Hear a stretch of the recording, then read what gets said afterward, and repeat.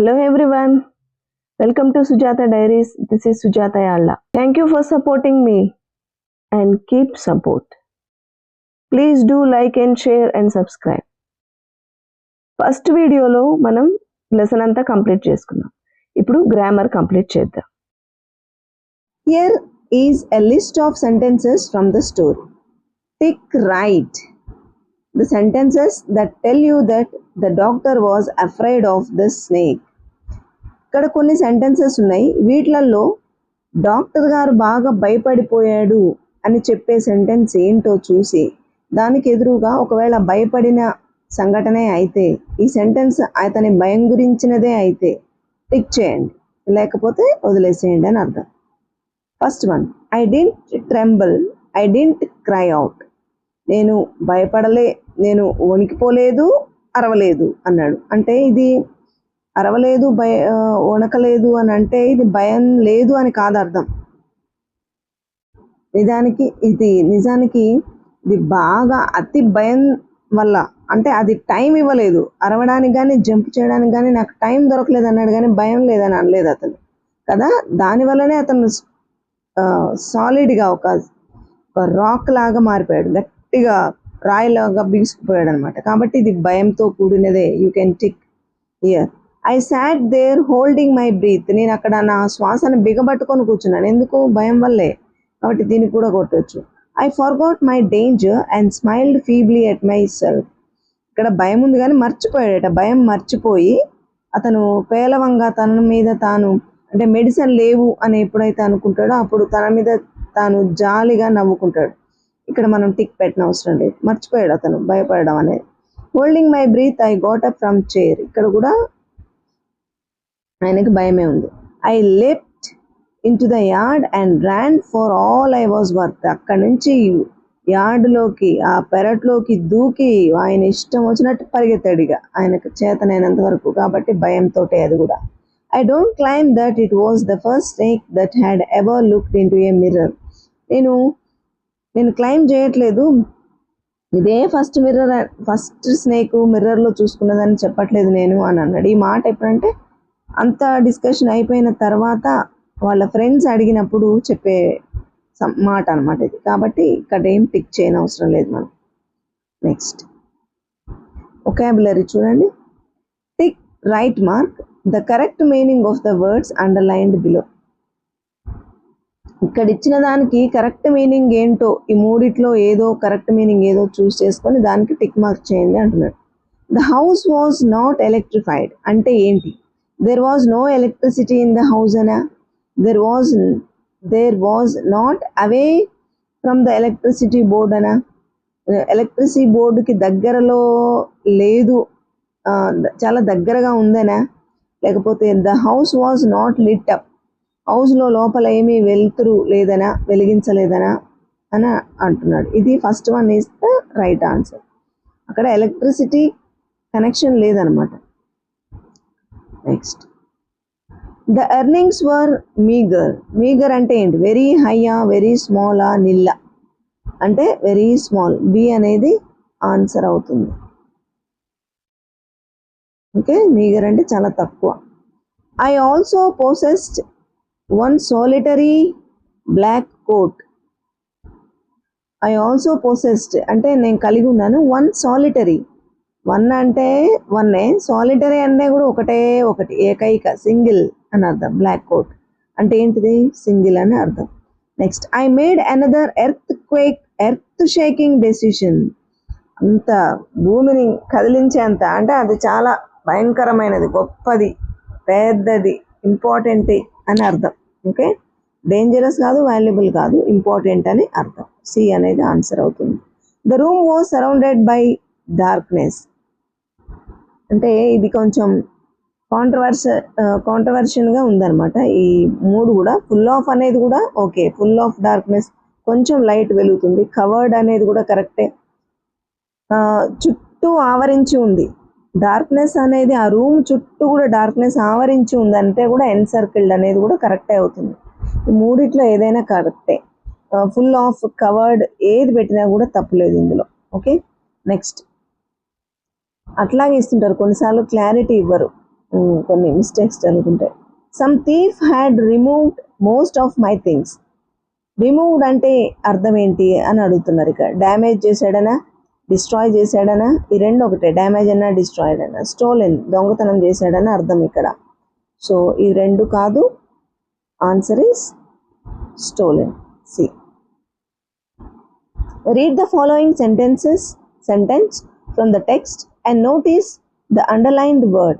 ఈ అండర్లైన్ చేసిన వర్డ్ని నోటీస్ చేయండి అంటున్నారు. Suddenly there came a dull thud as if a rubber tube had fallen to the ground. Thud means a low dull sound కదా. Third మనం తెలుగులో ఏమంటామంటే దబ్ అనే సౌండ్ వినిపించింది అంటారు. అదే ఒక ఐరన్ రాడ్, స్టీల్ ప్లేటో పడితే అది కర్ణ కఠోరంగా వినబడుతుంది, చాలా హై పిచ్లో ఉంటుంది. అది ఇది కొంచెం సౌండ్ తక్కువగా వస్తుంది అనమాట, ఏదో బరువుగా పడ్డట్టుగా అనిపిస్తుంది, అంతే కదా. ఒక బెడ్షీట్ కింద పడితేనో లేకపోతే ఒక పిండి ముద్ద కింద పడితేనో ఎట్లా సౌండ్ వస్తుంది మనకి, ఒక డల్ సౌండ్ వస్తుంది. అదే స్టీల్ ప్లేటో, ఐరన్ రాడ్, ఇంకేదో చిల్లర డబ్బులు పడ్డప్పుడు చాలా హై సౌండ్ వస్తుంది అనమాట. అది థర్డ్ అంటే అలా అలా దబ్బుమని పడే శబ్దం అని అర్థం. Next, here is a list of words related to సౌండ్స్కి రిలేటెడ్ అయిన వర్డ్స్ ఇక్కడ ఇచ్చారు.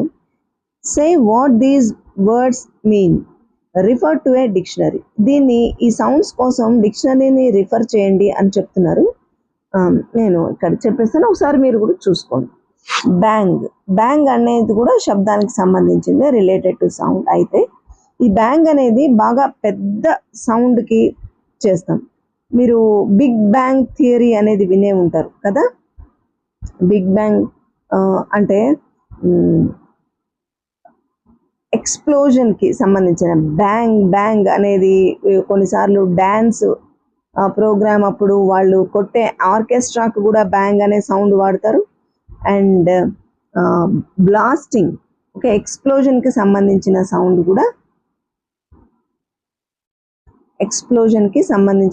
కూడా బ్యాంగ్ అవుతుంది. తర్వాత డాన్స్ మ్యూజిక్ అప్పుడు ఆర్కెస్ట్రా మ్యూజిక్ కూడా దీన్ని ఆర్కెస్ట్రా వేసినప్పుడు వచ్చేదాన్ని కూడా బ్యాంగ్ అని అంటారు అన్నమాట.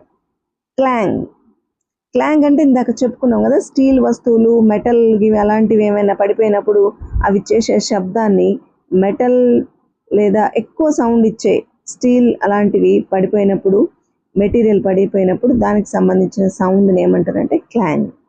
ఓకే, ఇక్కడ ఏం రాసుకుంటారు మీరు, మెటల్ రిలేటెడ్ అని రాసుకోండి.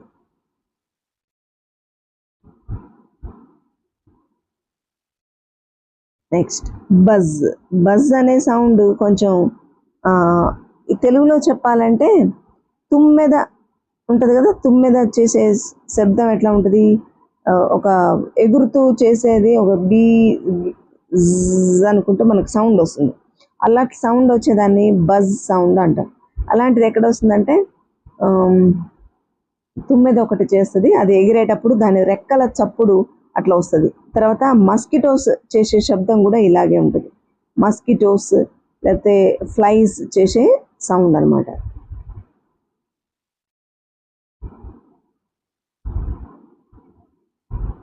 ఇంకా వైబ్రేషన్ సౌండ్ కూడా ఇలాగే ఉంటుంది, ఫోన్ వైబ్రేట్ అయినప్పుడు వైబ్రేషన్ సౌండ్స్ కూడా ఇలాగే ఉంటాయి. రింగ్ అవ్వడం అంటే అదే పనిగా మోగడం. ఇప్పుడు స్కూల్ బెల్ మోగుతుంటుంది, మనం దాన్ని ఏమంటాం, మనం రింగ్ అవుతుంది అంటాం. అంటే రిపీట్ అదే పనిగా ఒక కంటిన్యూస్గా ఒక 2-3 minutes అవుతుంది. మన ఫోన్ రింగ్ అవుతుంది కదా, అలా కంటిన్యూగా వచ్చేదాన్ని ఏమంటారంటే రింగ్ అని అంటాం, రింగ్ టోన్ అంటాం మనం దాన్ని. అది ఏ మ్యూజిక్ అయినా కావచ్చు, ఎలాంటి సౌండ్ అయినా కావచ్చు, కానీ కంటిన్యూగా స్కూల్ బెల్ అయినప్పుడు వచ్చే సౌండ్ అంటే ఎలక్ట్రిక్ బెల్ అయినప్పుడు దాన్ని చేసేది. కొన్నిసార్లు బజర్ సౌండ్ చేస్తారు, కొన్నిసార్లు కంటిన్యూగా రింగ్ వస్తుంది.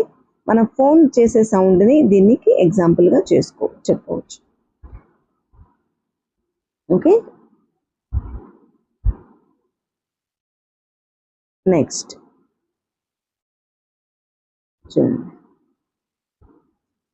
Use the linkers given in the box to complete the story. A linker may be used more than once. ఇక్కడ లింకర్స్ ఇవి ఇచ్చారు. As if, but, who, when, which, so, while. వీటిని కామన్గా conjunctions అంటాం.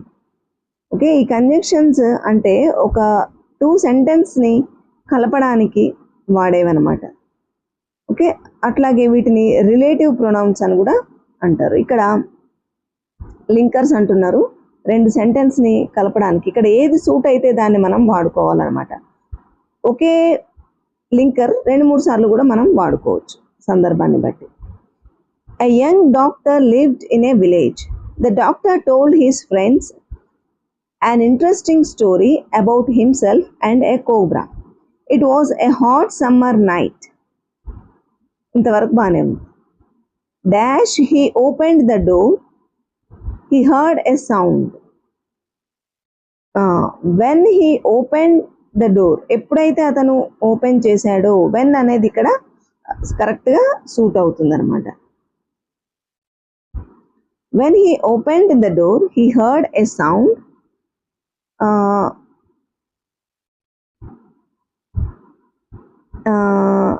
Which is ఇక్కడ which was well known to him. ఏదైతే అతనికి బాగా తెలిసినదో ఆ సౌండ్, అదే సౌండ్. ఏదైతే అతను ఎప్పుడు బాగా తెలిసిన సౌండో, ఇంతకుముందు విన్నాడో అదే సౌండ్ అప్పుడు విన్నాడు అనమాట డోర్ తెరిచినప్పుడు.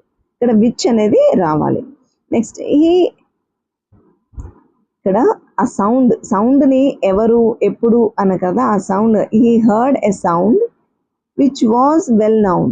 ఏదైతే అతనికి బాగా తెలుసో, ఏదైతే సౌండ్ ఏంటిది, ఏదైతే సౌండ్ అంటాము కదా.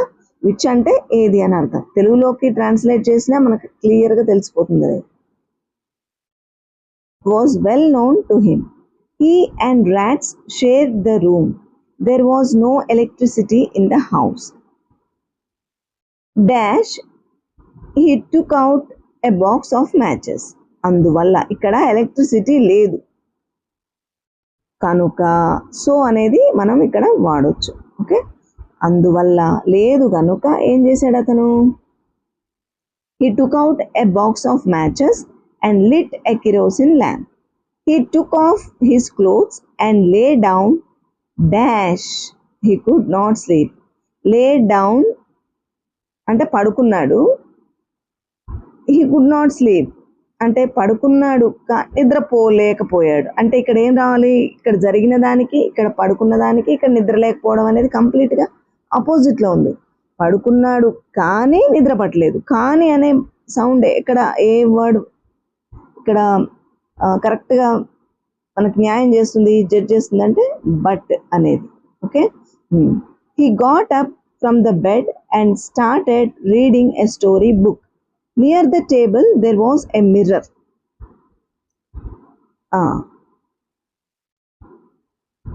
Dash tempted him to look into at himself. అక్కడ ఉంది గనక near the table there was a mirror which tempted him. which okay, ఏదైతే అతన్ని టెంప్ట్ చేసిందో ఆ అర్థం అక్కడ ఉంది. which tempted him to look into at himself. He was unmarried, so he was particular. మళ్ళా unmarried కనుక he was particular about his handsomeness. అతని అందం గురించి అతనికి చాలా పర్టికులర్గా ఉంటాడు, చాలా నీట్గా అందంగా ఉండాలని అనుకుంటూ ఉంటాడు. He wanted to marry a woman doctor who had plenty. woman doctor, doctor అంటే మనిషి కదా ఆమె, ఉమెన్ డాక్టర్. విచ్ అనలేం దీన్ని, వస్తువు అయితే విచ్ అంటే ఏదైతే అంటే వస్తువు అయినప్పుడు మిర్రర్ని ఏదైతే అన్నప్పుడు ఏం రాసుకున్నాము, విచ్ రాసాం. ఇక్కడ కూడా అంతే, ఆ సౌండ్ ఏదైతే అతనికి బాగా తెలుసో అన్నప్పుడు విచ్. ఓకే, ఎప్పుడైతే అన్నప్పుడు ఏం రాసాం మనం, వెన్ హీ ఓపెన్డ్. ఏదైతే డోర్ ఓపెన్ చేశాడో కాదు, ఎప్పుడైతే డోర్ ఓపెన్ చేశాడో అన్నప్పుడు ఇక్కడ వెన్ వచ్చింది. ఇక్కడ ఉమెన్ డాక్టర్ ఎవరైతే బాగా డబ్బు కలిగి ఉన్నారు కాబట్టి హూ అనేది ఎవరైతే, who had plenty of money and should be fat. అతను ఎవరైతే లావుగా ఉండి ఎక్కువ డబ్బులు సంపాదించారో, ఎక్కువ డబ్బులు ఉన్నాయో అట్లాంటి ఉమెన్ డాక్టర్ని చేసుకోవాలనుకున్నాడు అతను. నెక్స్ట్ వైల్, ఇక్కడ వైల్ చూడండి, dash he was having such thoughts, అలా ఆలోచిస్తూ ఉన్నప్పుడు హ్యావింగ్ అని అన్నారు. ఏమనుకున్నాడు, ఏదో యాజ్ ఇఫ్ అంటే అదా అలాంటిది, రబ్బర్ లాగా అనమాట, రబ్బర్ పడినట్టుగా. Suddenly he felt as if a rubber tube had fallen to the ground. ఒక అట్లా సేమ్ అలాగే అనిపించింది అనమాట. యాజ్ ఇఫ్ రబ్బర్ ట్యూబ్ పడిందా ఏంటి అన్నట్టుగా ఒక సౌండ్ విన్నాడు. ఓకే, యాజ్ ఇఫ్ అంటే దానిలాగా అని అర్థం. ఇక్కడ యాజ్ ఇఫ్ అని వాడాలి. As if a rubber tube had fallen to the ground. Next, dash a snake landed on his shoulder. అట్లా రబ్బర్ పడిందా ఏంటి అని అనుకున్నాడు, కానీ కంప్లీట్గా ఆపోజిట్గా జరిగింది. అట్లా ఆపోజిట్గా జరిగినప్పుడు ఏం రావాలి ఇక్కడ, బట్. అతను అనుకున్నది ఒకటి, అక్కడ జరిగింది ఒక వేరు, కాబట్టి బట్ అనేది. కానీ ఏమనింది, ఒక snake landed on his shoulder. At that time the only thing he could do was to pray to God. అప్పుడు అతను ఒకే ఒక్క పని చేయగలడు, ఏంటిదంటే దేవుడికి ప్రార్థించగలడు, అది కూడా మనసులో. The snake would bite him at any moment. అతన్ని అట్లాంటి పరిస్థితి అక్కడ వచ్చింది, ఏ క్షణంలోనైనా పాము అతన్ని కాటేసే అవకాశం ఉంది. సడన్లీ ఇట్ టర్న్డ్, బట్ ఇక్కడ మళ్ళా బట్, కానీ సడన్గా కంప్లీట్గా ద సిచ్యువేషన్ అంతా కూడా చేంజ్ అయిపోయింది. But suddenly it turned it's head and started admiring it's beauty in the mirror వైపు అటు తిరిగి వెంటనే అది తన అందాన్ని చూసి పొగడుకోవడం, ముగ్ధురాలైపోవడం, దాన్ని తదేకంగా మైమర్చిపోవడం చేసింది. Okay, the doctor was thus saved. అందువల్ల ఆ విధంగా, థస్ అంటే ఆ విధంగా డాక్టర్ సేవ్ అయిపోయాడు అని చెప్తున్నారు అనమాట. ది ఆన్సర్స్ అన్ని మీరు రాసుకోండి. Next, read the following sentences from the story. చూడండి, we found we had little to carry. ఇక్కడ ఈ సేమ్ సెంటెన్స్ ఇది టెక్స్ట్ బుక్లోంచి ఇచ్చారు. Some thief had removed most of my things. Okay, ఇవి రెండు సెంటెన్స్ మీరు కరెక్ట్గా చూడండి. In the above two sentences, the first one is in simple past. First one, ఇంతవరకు ఇది ఫస్ట్ సెంటెన్స్ అయితే ఇది సింపుల్ పాస్ట్లో ఉంది అంటున్నారు. ఇది సెకండ్ సెంటెన్స్, ఇది ఎట్లా ఉంది, పాస్ట్ పర్ఫెక్ట్ టెన్స్లో ఉంది అని చెప్తున్నారు. Second is in the past perfect tense. Okay, had removed అనేది ఎందుకు పాస్ట్ పర్ఫెక్ట్ టెన్స్లో ఏమొస్తుందంటే హ్యాడ్ ప్లస్ V3. మీకు 7th క్లాస్లోనే ఉన్నవి, 6th నుంచే మీకు క్లాస్ టెక్స్ట్ బుక్ వెనక V1, V2, V3 అనే ఫామ్స్, వర్బ్ ఫామ్స్ ఆల్రెడీ ఉన్నవి. నేనైతే చదివించాను, మీరు చదవాలి. వాటిని బాగా ప్రాక్టీస్ చేస్తుంటే మీరు 9th క్లాస్కి వచ్చేసరికి మీకు థరోగా తెలిసి ఉండాలన్నమాట. అవన్నీ ముందే తెలిసి ఉండాలి. 6th క్లాస్ నుంచి కూడా మీరు ప్రాక్టీస్ చేస్తుండాలి, లేకపోతే కష్టం అవుతుంది. హ్యాడ్ అనేది యూస్ చేస్తాం అనమాట. పాస్ట్ పర్ఫెక్ట్ టెన్స్లో హ్యాడ్ ప్లస్ V3, వర్బ్ యొక్క V3 ఫామ్ అనేది యూస్ చేస్తాం. Okay, in the above two sentence, the first one is simple past. చూడండి, we found we had little to carry. Found అనేది V2 అనమాట. V2 simple past అంటే V2 మాత్రమే వాడతాం. V2లో ఏముంటుంది, V1 అయితే ఏమవుతుంది, ఫైండ్ అనేది V1 అయితే ఫౌండ్ అనేది V2 అవుతుంది. ఓకే, కొన్నిసార్లు V2 అండ్ V3 కూడా సేమ్ ఫామ్లో ఉంటాయి, అదే విషయం ఉంటుంది. V3లో కూడా ఫౌండ్ అనే వస్తుంది. ఓకే, అప్పుడు అది V3 అవుతుంది. ఎందుకు V3 అని ఎట్లా గుర్తుపడతామంటే దాని ముందు హ్యాడ్ ఉంటుంది, దాన్ని బట్టి అది V3 అని గుర్తించాలి మనం. ఓకే, ఇక్కడ పాస్ట్ పర్ఫెక్ట్ టెన్స్ యూజ్ చేయబడింది ఎందుకంటే హ్యాడ్ రిమూవ్డ్ అన్నాడు కాబట్టి. మరి రిమూవ్డ్ అనేది V2లో కూడా రిమూవ్డే, V3లో కూడా రిమూవ్డే. వర్బ్ ఫామ్ ఏం చేంజ్ అవ్వదు, కానీ మనకి V3 అని ఎట్లా తెలుస్తుంది అంటే దాని ముందు ఉన్న ఈ హ్యాడ్ని బట్టి ఇది V3 ఫామ్లో ఉంది అని మనం గుర్తించాలన్నమాట. As you can see the action which occurred earlier is expressed in the past perfect tense, whereas the action which occurred later is expressed in the simple past tense. ఇక్కడ అసలు విషయం ఏమిటంటే పాస్ట్ టెన్స్లో ఉన్నప్పుడు రెండు విషయాలు ఒకేసారి రెండు సంగతులు జరిగితే ఆ రెండు సంగతులు కూడా జరిగిపోయినవే, అంటే పాస్ట్ టెన్స్లోనే ఉన్నవి. ఒక సెంటెన్స్ ఇక్కడ వి ఫౌండ్ అంటే మేము కనుగొన్నాము అంటే అది కూడా అయిపోయిందే కదా.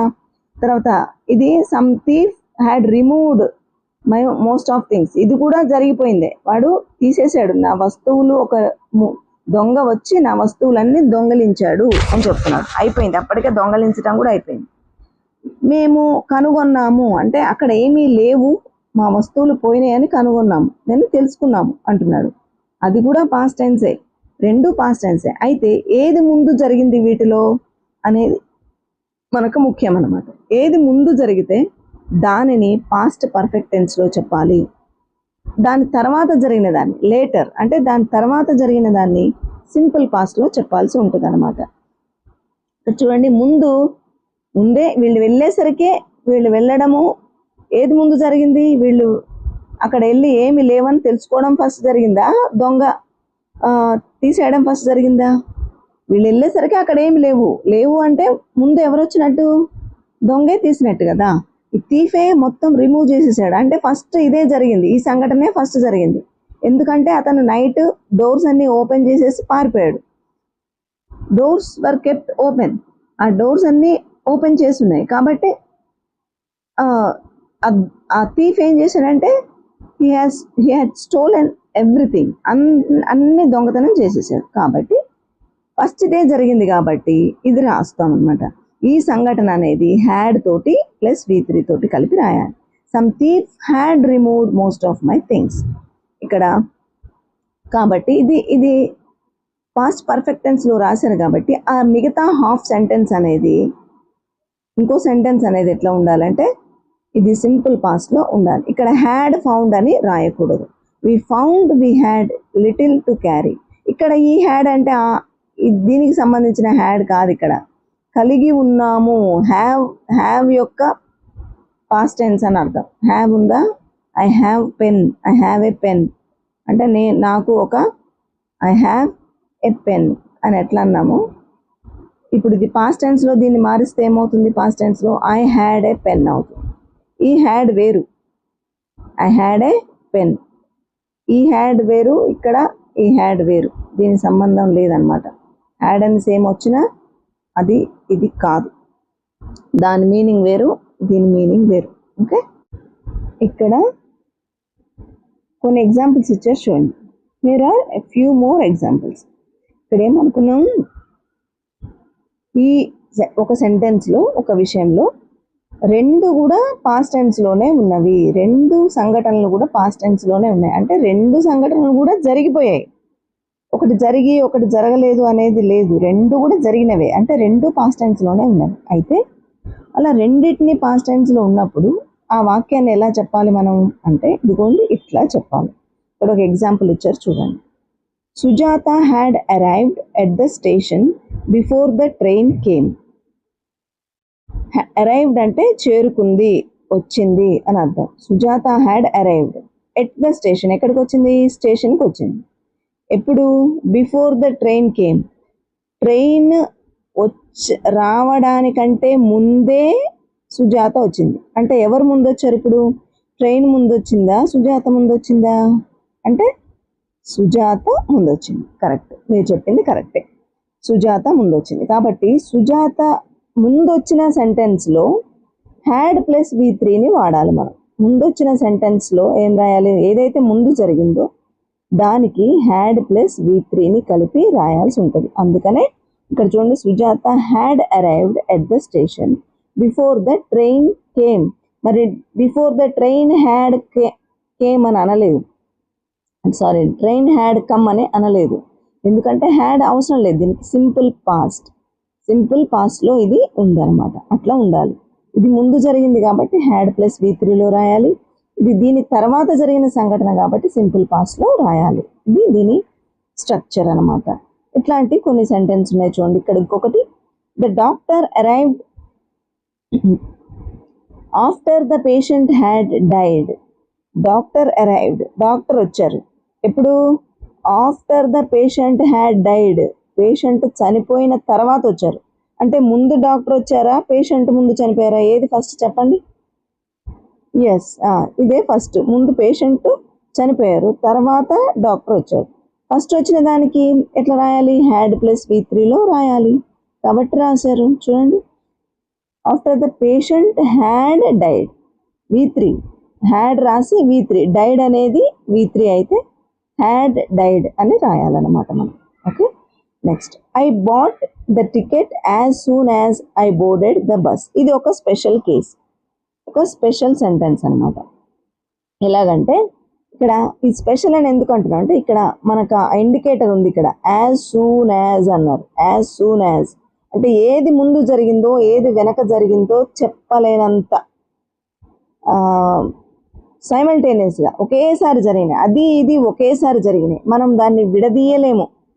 ఎక్కడము టికెట్ తీసుకోవడము రెండు ఒకేసారి జరిగినాయి అంటున్నాడు. అంటే ఎక్కుతూ ఉండగానే అతను అంటే ముందే ఎక్కుతున్నాడని ముందే కండక్టర్ టికెట్ చింపి పట్టుకున్నాడేమో చేతిలో, అట్లా ఎక్కడంతో చేతిలో పెట్టాడేమో. ఏది ముందే నేను పూర్తిగా ఎక్కము, ఒక కాళ్ళు లోపల పెట్టగానే డ్రైవర్ కండక్టర్ టికెట్ చేతిలో పెట్టాడేమో. అలాంటి సంఘటనలు జరిగినప్పుడు ఇక్కడ స్పెషల్ కేస్ అనమాట. When two actions occur nearly simultaneously అంటే ఒకేసారి ఏకకాలంలో జరగడం, ఆపోజిట్లో. ఇది నేను రావడము అతను వెళ్ళడం ఒకేసారి జరిగినాయి. లేకపోతే రెండు సంఘటనలు ఏకకాలంలో జరిగితే ఏది ముందో ఏది వెనకో తేల్చుకోలేనప్పుడు ఏం చేస్తారంటే రెండు సెంటెన్సెస్ని కూడా సింపుల్ పాస్ట్లోనే రాస్తాం. ఓకే, ఇక్కడ చూడండి. I brought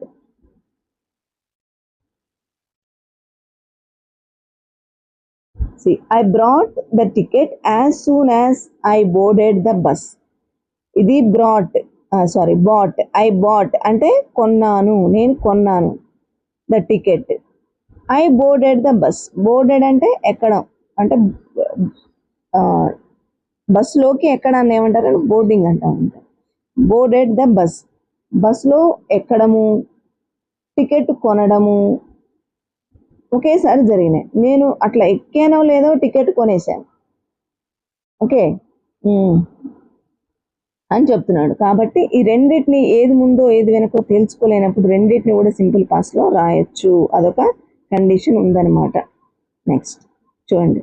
now combine the following pairs of sentences using the past perfect and the simple past. Past పర్ఫెక్ట్ని సింపుల్ పాస్ట్ని వాడుతూ రెండు సెంటెన్సెస్ని కంబైన్ చేయమని అడుగుతున్నారు. అంటే ఇప్పుడు దాకా ఇచ్చిన దాన్ని మనకి ప్రాక్టీస్ కోసం ఇస్తున్నారు అనమాట. ఫస్ట్ ఒకటి మన కోసం వాళ్ళు తయారు చేశారు చూడండి. First one, I brushed my teeth, I took my breakfast. ఈ రెండు వేరు సెంటెన్స్ కదా. ఇక్కడ ఒక ఫుల్ స్టాప్ తోటి విడదీశారు సెంటెన్స్. రెండు సెంటెన్స్ ఇవి. I brushed my teeth, I took my breakfast. ఇందులో ఏది ముందు జరిగిందో గుర్తించాలి ఫస్ట్. ఎందుకంటే బ్రేక్ఫాస్ట్ తీసుకోవడం ఫస్ట్ జరుగుతుందా, టీత్ బ్రష్ చేయడం ఫస్ట్ జరుగుతుందా? ఎస్, అదే correct. I brush my teeth అనేది ఫస్ట్ కదా. ముందు బ్రష్ చేసిన తర్వాతే మనము బ్రేక్ఫాస్ట్ చేస్తాం. కాబట్టి ఇది సెకండ్ అని జరిగింది. ఫస్ట్ జరిగేదానికి ఏమి ఉండాలి? ఆఫ్టర్. దీన్ని ఏమి యూజ్ చేయమంటున్నారు? ఈ రెండింటిని కలపడానికి ఈ లింకర్స్ని వాడండి అంటున్నాడు. అయితే ఆఫ్టర్ని కానీ, బిఫోర్ కానీ, వెన్, ఈ మూడిట్లో ఏదో ఒకదాన్ని యూజ్ చేసుకొని మీరు ఈ సెంటెన్స్ని రెండింటిని కంబైన్ చేయండి అని అడుగుతున్నారు. ఓకే, ఏదో ఒకటి యూజ్ చేయవలసిందే, లేకపోతే మనం రాయలేము. After I had brushed my teeth, నేను నా టీత్ని, నా పళ్ళు తోముకున్న తర్వాత, నా పళ్ళు బ్రష్ చేసుకున్న తర్వాత నేను బ్రేక్ఫాస్ట్ తీసుకున్నాను. ఓకే, చూడండి. లేదా ఇట్లా కూడా రాయొచ్చు. I had brushed my teeth before I took my breakfast. నేను నా బ్రేక్ఫాస్ట్ తీసుకోక ముందే బ్రష్ చేసుకున్నాను అని చెప్తున్నాను, అంతే కదా. బ్రష్ చేసుకున్న తర్వాత బ్రేక్ఫాస్ట్ చేశాను, లేదా బ్రేక్ఫాస్ట్ చేయడానికంటే ముందే బ్రష్ చేసుకున్నాను. ఏ రకంగానైనా ముందు జరిగిన పని ఏంటిది? బ్రష్ చేసుకోవడమే. అందుకని రెండిట్లో కూడా హ్యాడ్ అనేది బ్రష్ చేసుకునే దగ్గరే వచ్చింది చూడండి. I had brushed my teeth, I had brushed my teeth. మారిందల్లా ఏంటి? ఆఫ్టర్ ఒకటి, బిఫోర్. ఓకే, ఈ బిఫోర్ని ఇక్కడ కూడా రాసుకోవచ్చు. ఇక్కడ చూడండి, ఇట్లా ఇక్కడ before I had brushed my teeth, sorry before, దీంతో కూడా బిఫోర్తో కూడా స్టార్ట్ చేయొచ్చు సెంటెన్స్ని. Before I took my breakfast I had brushed my teeth. ఇక్కడ నుంచి సెంటెన్స్ స్టార్ట్ చేసామనుకోండి, ఈ మొత్తం సెంటెన్స్ ఎక్కడికి వస్తుంది? ఇక్కడికి వస్తుంది. Okay, before I took my breakfast I had brushed my teeth. అట్లా కూడా రాసుకోవచ్చు, తప్పులేదు. నెక్స్ట్ సెకండ్ వన్ చూద్దాం. She started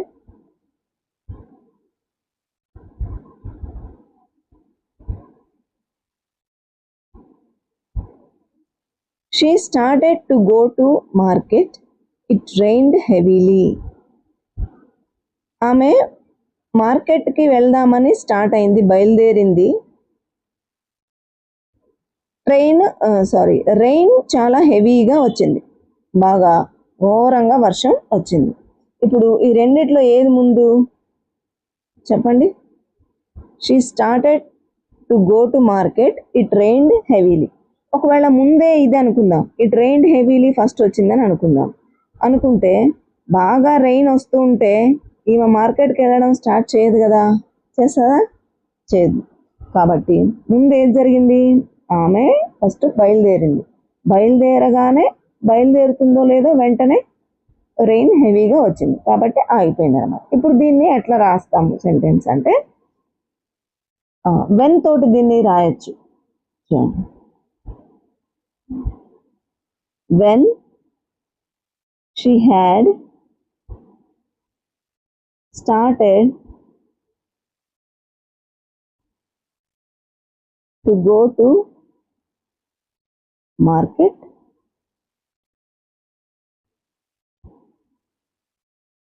it rained heavily.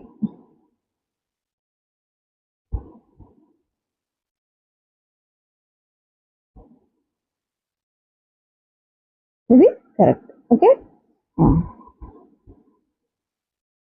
లేకపోతే ఇట్లా దీన్ని ఇంకో రకంగా కూడా రాయొచ్చు, మీరు నోట్ చేసుకోండి. Before it reigned heavily she had started to go to market. ఈ వర్షం పడడానికి ముందే ఆమె బయలుదేరింది మార్కెట్. ఓకే, లేదు, ఆఫ్టర్తో కూడా రాద్దాం. After she had started to go to market it reigned heavily. ఆమె బయలుదేరిన తరువాత వర్షం భారీగా వచ్చింది.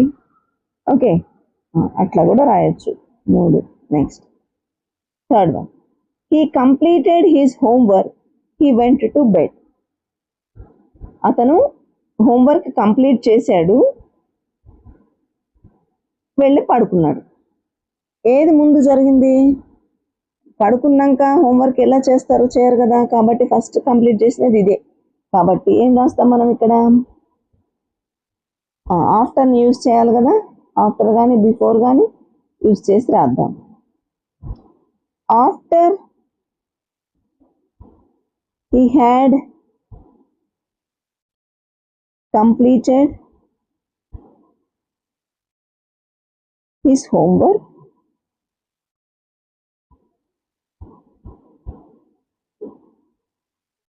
he went to bed.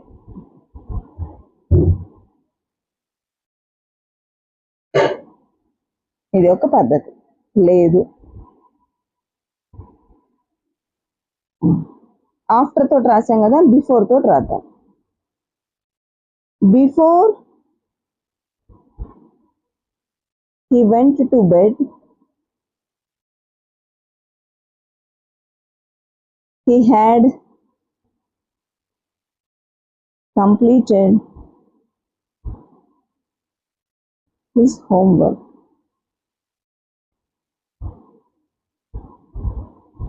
Okay, ఇట్లా కూడా అంటే బిఫోర్తో రాసినాం అన్నమాట. ఓకే, నెక్స్ట్ చూడండి, I finish my dinner.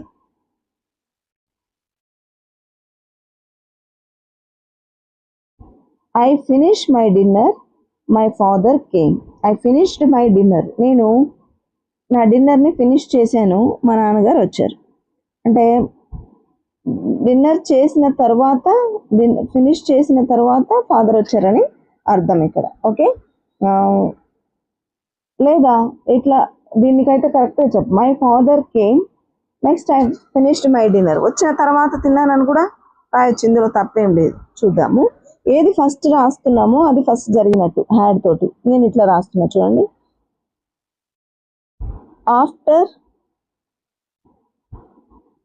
I had finished my dinner, my father came.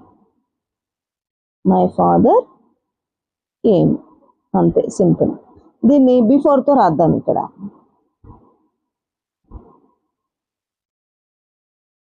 Before my father came, I had finished my dinner.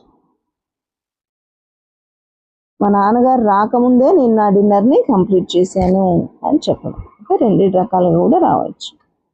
Next, I fell seriously ill, I met my family doctor. నేను బాగా జబ్బు పడ్డాను, నాకు చాలా తీవ్రమైన అనారోగ్యం కలిగింది, నేను డాక్టర్ని కలిశాను. ఇదైతే క్లియర్గా తెలుస్తుంది, ఎందుకంటే సీరియస్ అయిన తర్వాతనే డాక్టర్ని కలిశాడు ఆయన. ఫస్ట్ ముందు సీరియస్ అయింది, ఇక్కడ రాస్తున్నా చూడండి. ముందేం జరిగింది, ముందు అతను he fell ill. After I had fell seriously ill, లేదంటే డైరెక్ట్గా ఇల్ అని రాయొచ్చు. Seriously ill, I met, same ఇంకా as it is, I met my family doctor. దీన్ని బిఫోర్తో రాయాలంటే చూడండి, before I met my family doctor,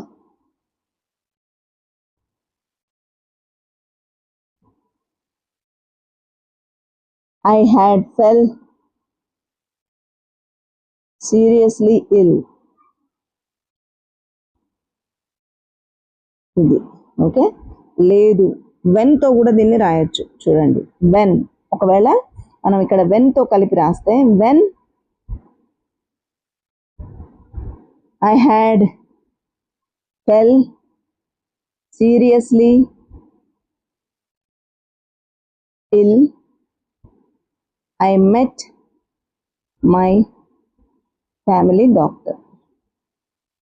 ఎప్పుడైతే నేను బాగా సీరియస్గా జబ్బు పడ్డానో అప్పుడు నేను మా డాక్టర్ని కలిశాను, అంతేనా, మా ఫ్యామిలీ డాక్టర్ని కలిశాను. ఇట్లా మూడు రకాలుగా కూడా దీన్ని రాయొచ్చు.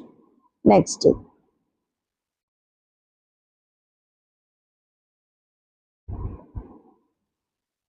I looked, I locked the door, I went out. I locked the door, I went out to meet my friend at a restaurant. నేను డోర్ లాక్ చేసి I went out to meet my friend at restaurant, restaurant దగ్గర నా ఫ్రెండ్ని కలుసుకోవడానికి వెళ్ళాను అన్నారనుకోండి. ఇక్కడే రాస్తున్నాను నేను చూడండి, సిక్స్త్ వన్ రాస్తున్నాను. రకరకాలుగా రాద్దాం. ఆఫ్టర్ని యూజ్ చేసి రాద్దాము. ఫస్ట్ ఆఫ్టర్ని రాస్తే ఏమవుతుంది, ఆఫ్టర్ తోటి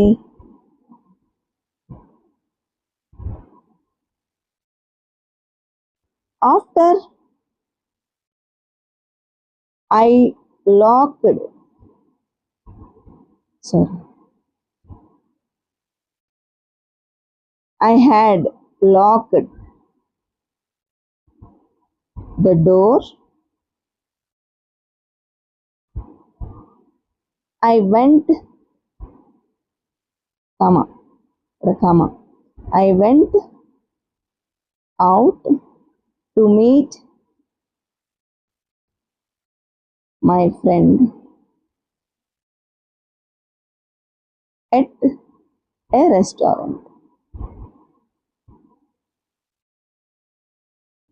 ఓకే, దీన్ని బిఫోర్తో రాస్తే ఎట్లా చూడండి, బిఫోర్తో రాసి చూద్దాం. బిఫోర్తో ఎలా రాయాలి? లేదు,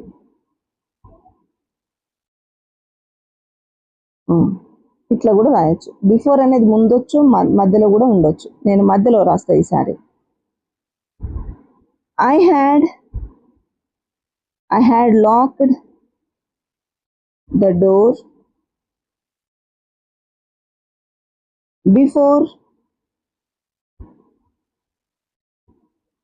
I went out to meet my friend at a restaurant. Okay, ఇట్లా బిఫోర్ తోటి ఇట్లా కూడా రాయొచ్చు. ఓకే, ఇవన్నీ మీరు జాగ్రత్తగా 1కి 2 సార్లు చూడండి, పరిశీలించండి. చాలా నెంబర్ ఆఫ్ ఎక్సర్సైజ్ చేయండి.